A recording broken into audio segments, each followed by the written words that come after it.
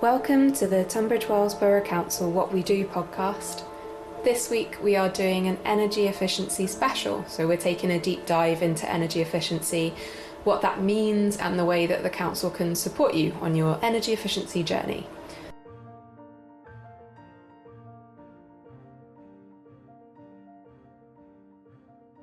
Welcome back to the What We Do podcast. We have frequent flyer Henry Saunders, Sustainability Manager. I would say probably frequent flyer isn't the best best way to describe it as a Sustainability Manager. Frequent walker. I like that I never introduced myself. No one knows who I am. The first question I'm going to ask you, Henry, is what are the benefits of energy efficiency to an individual, so to our residents? Probably one of the biggest benefits to a resident is the fact that the more efficient your home is, the more money you can save on your energy bills. So the more efficient your home is, which means the better your home is at retaining its heat and also using less energy for delivering the same requirements, the less of an impact it's going to have on your energy bills. So the more energy efficient you can make your home, the lower your energy bills are likely to be. So that's the benefit for the individual, but from a sustainability perspective, what is the benefit for the planet of us having more energy efficient homes? Having more energy efficient homes is a really, really good way of tackling climate change and having a real tangible impact on the planet and on the UK as a whole. In Tunbridge Wells, the domestic sector, so all of our residential properties, contribute 32% of all emissions in our borough. This is the highest contributor to our emissions, and it is one where we have probably the biggest scope of influence to actually have an impact. As you use electricity or heat your home, you are, in the case of electricity, drawing energy from the grid. The national grid uses a variety of sources to create electricity, but some of those also do include gas and, until very recently, coal and also oil. These are fossil fuels, so when they're burnt, they release gases into the atmosphere, greenhouse gases such as carbon dioxide, which, as we know, contributes to global warming and thus climate change. So the more we can reduce our energy consumption, the less energy we have to use, which means there's less of a demand on the national grid, and therefore we need less fossil fuel-based energy to power our homes. And then additionally, when we're heating our homes, most people will be heating their homes in the UK by burning gas or by burning oil. These are, of course, two forms of fossil fuels, and so by burning either of those two fossil fuels, you will also be releasing greenhouse gases into the atmosphere. So the best way to go about tackling emissions from your homes is to, like I said, reduce your electricity consumption by improving energy efficiency. You can also improve energy efficiency to retain heat, so you use less gas to provide the same amount of heating, but also moving away from gas and oil heating towards mainly electric forms of heating. That could be via an electric boiler or an air source or ground source heat pump. So we want to move away from burning these fossil fuels, and that will have a tangible impact on reducing emissions not only in the borough but in the UK, and will have an impact back globally as well. Are there any myths that you'd like to debunk about energy efficiency? So a lot of people think that you have to own your home to improve it and make it more energy efficient. If you are renting in a rented property, there are absolutely things you can do to make your home more energy efficient. A lot of these things can also be low cost as well. So you can change your light bulbs out to LEDs, which consume much less electricity than your standard light bulb. If you are in a home which is kind of a single wall or isn't cavity wall insulated, you can put radiator reflector panels behind your radiators, and what these do is when you heat your radiator, often heat is lost through the wall, and these panels will help reflect that heat back up and around into the room, so you don't actually have to heat your room as much because you're not losing as much energy and heat through your walls. You can also do simple things like, reduce draft through draft excluders, so you can get tape which you put around your windows. You can even make them at home if you fill some big socks with rice, and you can put them at the bottom of your doors. That will stop draft going through your house, which can help retain heat as well.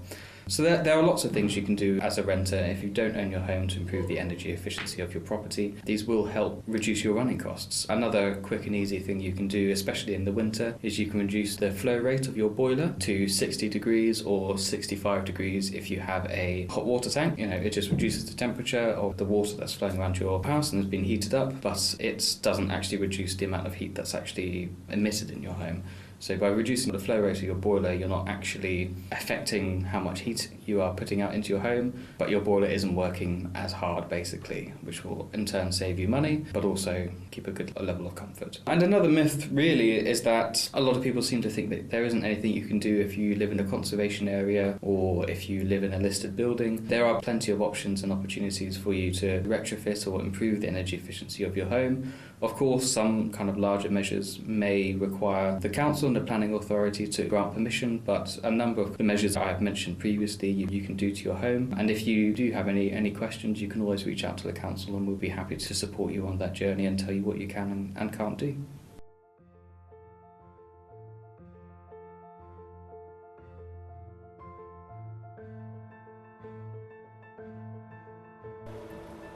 So Henry's told us the ways that you can make your house more energy efficient if you're a renter. I spoke to our private sector housing team to find out a bit more about that. My name is Christine Kingham and I am a private sector housing officer. What are the benefits of a more energy efficient home? An energy efficient home is easier to heat and keep warm, making it a healthier living environment. That also leads to lower energy bills for the residents, and using less energy to heat your home means that you have a lower carbon footprint. And how can people make their home more energy efficient? There are loads of ways to make your home more energy efficient, ranging from really sort of small, easy things that you can do right through to sort of really big, retrofit, expensive things that you can implement. The first step is to understand your home's energy performance so that you can identify how you can improve the energy efficiency. So the energy performance is something that is measured generally on an energy performance certificate. It's a rating scheme which summarizes the energy efficiency of buildings, and it's a really great tool to see what your home's current energy performance is and what measures can be fitted to improve the energy efficiency. Every EPC provides a rating, with an A rating being the most energy efficient and a G rating being the least energy efficient. You can check your home's EPC certificate on the gov.uk website. Something to bear in mind is that not all homes will have an EPC certificate. If your home doesn't have one, or if the one that you have or that you find online has expired, you can arrange for an energy assessor to inspect your home and issue a new EPC certificate. Generally, when improving your home and making it more energy efficient, you would take what we call a fabric first approach. So that means that it's more important to improve the fabric of the home so that you can retain heat and retain energy, as opposed to starting off with looking at how to generate more energy. Because if you're generating heat or you're using energy, but that heat or that energy is not being stored within your home, then it's actually just wasted energy. With fabric first approach, you'd be looking at things like draft proofing your home, which is a relatively small and cost-effective measure. Then you'd move up to things like insulating. Loft insulation is a really, really great way to improve the energy efficiency of your home. The recommendation is that a home should have 270 mils of loft insulation. Anything below that is going to reduce the heat retention of your home. Loft insulation is something that we recommend as a first measure in terms of improving the energy efficiency. Then you go to things like cavity wall insulation, solid wall insulation, floor insulation. There's really lots of ways to insulate your home. Obviously, not all of them will apply to each home, and that's where your EPC certificate comes in again. It's a good form of guidance. After you've insulated, you want to consider things like window upgrades, installing double glazing, improvements to doors. And once all of that was done, you would then have a look at things like heat generation, so upgrades to your boiler, upgrades to your heating system, installing low carbon heating systems, so things like heat pumps. And then finally you'd look at energy generation, so things like solar panels, solar battery storage. The further down the list you go, the more expensive the measures become, and again, not everything is appropriate for each household. Can residents who rent their homes become more energy efficient? Absolutely. Living in a cold home impacts everybody, whether they own the property, whether they are renting from a private landlord, or whether they're in rent from a social housing provider. A lot of the grants available for energy efficiency improvements are aimed at private rented tenants. Private tenants may need to get consent from their landlord if they're going to have energy efficiency measures installed, and in some cases the landlord may need to contribute towards those measures if they are applying for grant funding. There are loads of grants available. There are grants that are offered by the council. There are also some central government funded schemes. You can find information on the grants on the council's websites. The funding does change quite regularly because especially the central government funded schemes have a certain time span. They are sort of ending and then new grants starting up quite often. So I would recommend that people have a look at the websites, get more information there.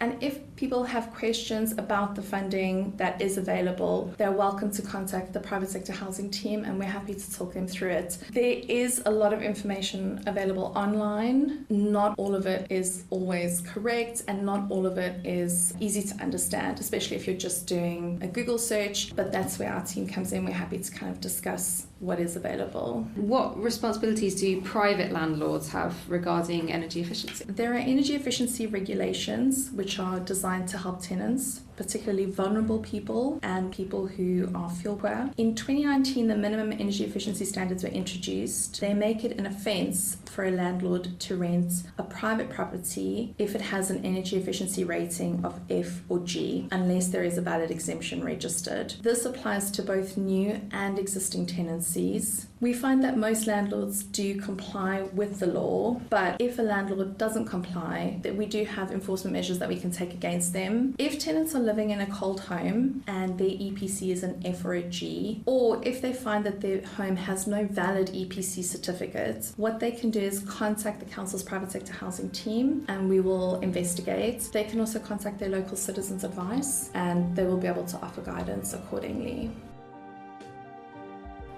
So there are lots of ways to make your house more energy efficient if you rent, but what do you do if you live in a conservation area or a listed building?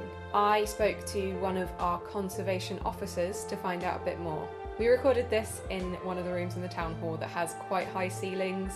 It's a lovely old building built in the 1930s, but the high ceilings do mean that this bit is a bit echoey and it sounds like I'm talking to Debbie down a well. Don't worry, we were just in one of the town hall meeting rooms. Welcome to the Tunbridge Wells Borough Council What We Do podcast. Ooh, that word went funny. Try again. Welcome to the Tunbridge Wells Borough Council What We Do podcast Energy Efficiency Special. My name is Debbie Salter and I'm the Council's Conservation and Urban Design Officer. What can you tell me about energy efficiency in listed or older buildings?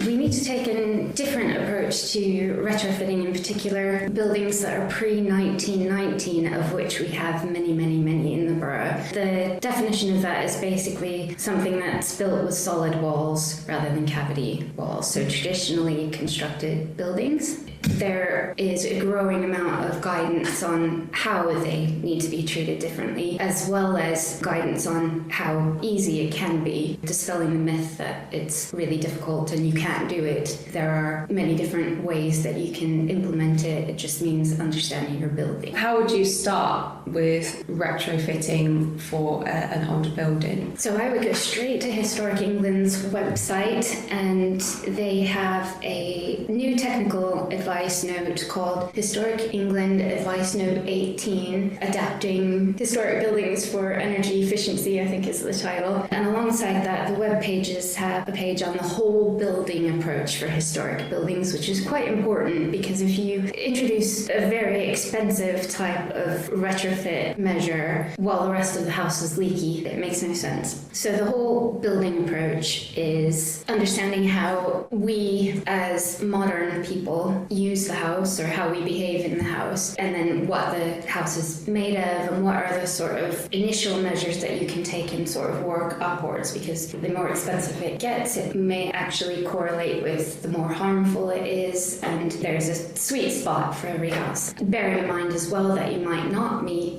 the targets in Part L of building regulations for thermal efficiency, but historic buildings are actually exempt because if they had to comply with the building regs fully, then it's likely they would be damaged to fabric eventually from trapped moisture and things. What would be like the main thing that you would want people to know about retrofitting older houses? Oh, that is completely doable. And sometimes it might be more expensive for older buildings. But honestly, if you think about the fact that they were built originally with innate energy efficiency properties, we've got these enormous walls, solid wall construction. Whatever materials were used would have been vernacular and they would have had a specific purpose. And I'm speaking completely as a professional on this, so obviously I'm going to be yay, historic buildings are great.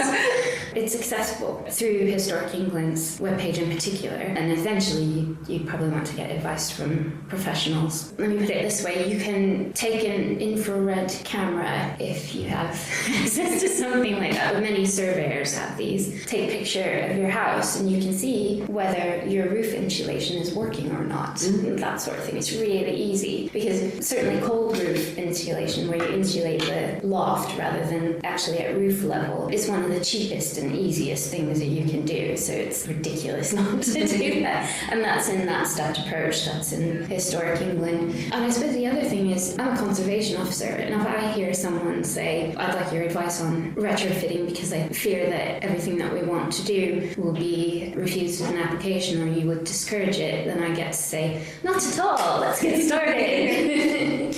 You say older buildings are more energy efficient. Well, originally more energy efficient. Is it more difficult to cool an older building for the same reasons that it retains heat? Yeah, that makes sense. No, not really, because I live in a Victorian house and it's lovely and cool in the summer. You have to have some passive, obviously, open windows and things like that, but the solid walls keep it cool. Tall ceilings help the air to circulate better. I'm presuming that older properties and listed buildings are still eligible for EPC certificates.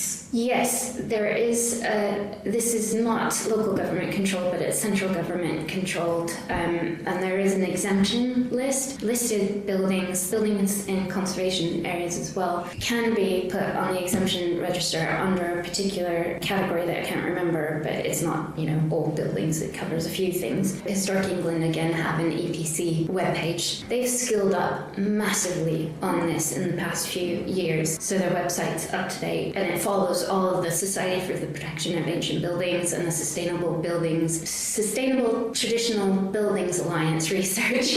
They're at the forefront of this, and so Historic England is informed by that as well. Would you recommend living in a listed or an older home? I would recommend living in a listed building if you are completely committed to being a custodian of it and know that you're going to have to put in some extra maintenance time and extra maintenance costs for dear materials and keeping it up to good standard to avoid paying more for large-scale repairs and things like that. Some people do. I love it when I go on a site visit and someone says, I have to pay thousands of pounds to have my chimney repointed, but I know I'm a custodian and I'm making this building resilient for another 100 years. And would you say retrofitting helps preserve the building? Yeah, I think so, because you asked me about whether I was saying that historic buildings were more energy efficient, and then I said they used to be because of the way that we behave. Now we expect hermetically sealed buildings with lots of trickle vents and things like that. And also, if you do live in an older building and you haven't done any of those measures, it's not going to perform well, and you'll be wasting your gas and electricity to an extent. Also, if it's done wrong, it can be catastrophic for the fabric of the building, because moisture is evil sometimes.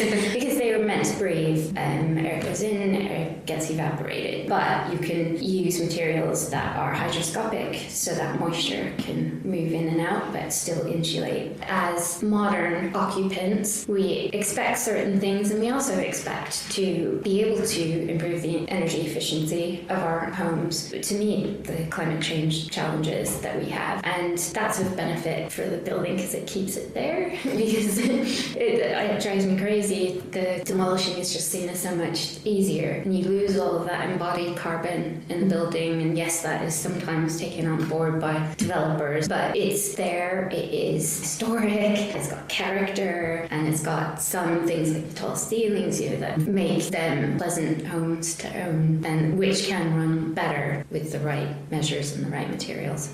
I think I'm pleased that the council has a climate change strategy, and I hope to be a strong voice in advocating retrofit and the benefits of retrofit, and dispelling that myth that the historic environment is a barrier to